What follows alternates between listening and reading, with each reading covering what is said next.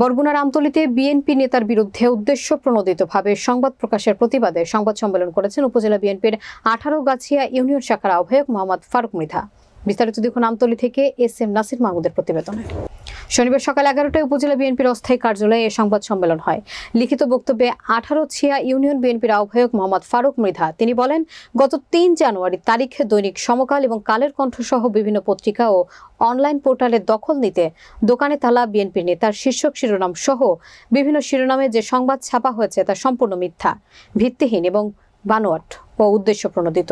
ঘটনার সাথে বাস্তবতার কোনো মিল নেই। কতিপয় স্বার্থান্বেষী মহল স্বীয় স্বার্থ হাসিলের জন্য বিভ্রান্তিকর তথ্য সাংবাদিকদের সরবরাহ করায় এইরূপ অসত্য সংবাদ ছাপা হয়েছে। উক্ত সংবাদের তীব্র নিন্দা এবং প্রতিবাদ জানিয়ে উপজেলা বিএনপির সিনিয়র যুগ্ম আহ্বায়ক মোহাম্মদ জহিরুল ইসলাম ভিপি মামুন তিনি বলেন, বিএনপি নেতা ফারুক মৃধার নামে মিথ্যা ও ভিত্তিহীন সংবাদ প্রচার করে তীব্র নিন্দা ও প্রতিবাদ জানাই।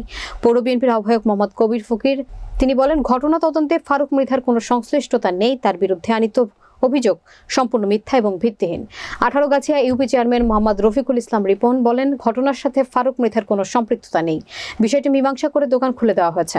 এ সময় সংবাদ সম্মেলনে উপস্থিত ছিলেন 18 গাছিয়া ইউনিয়ন বিএনপির সদস্য সচিব ডাক্তার মোহাম্মদ জসিমউদ্দিন, ইউনিয়ন যুবদলের যুগ্ম আহ্বায়ক মোহাম্মদ ফিরোজ মৃধা, ইউনিয়ন ছাত্র দলের সভাপতি উজ্জ্বল তালুকদার সহ বিভিন্ন পর্যায়ের নেতৃবৃন্দ।